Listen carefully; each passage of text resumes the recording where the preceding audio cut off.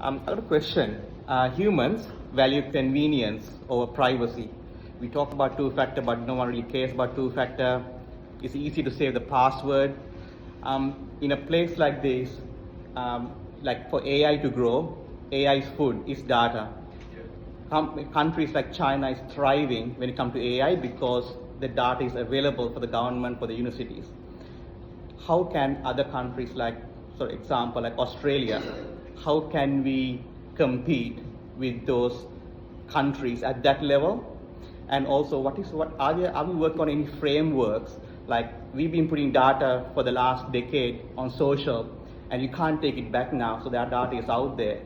So how does the government or even like people protect ourselves from our data being used in the future?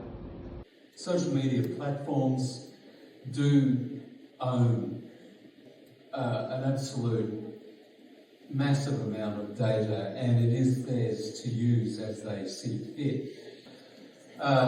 I take your point about a country like China has, their privacy laws are not as strict as ours. It is a sort of a community standard that can't really be gotten around unless that data is anonymised. And that is the way that it can be remedied, at least to some extent. It'll probably never get to the point where we have such fine-grained information about individuals. But if anonymised data, so for example, talking about Belastantic's work, it could include the name of the person who is saying those things on social media, but it's not. It's all anonymised, and it needs to be. So there is a lot of useful information that can be derived from that anonymised data. It just can't be attributed to an individual.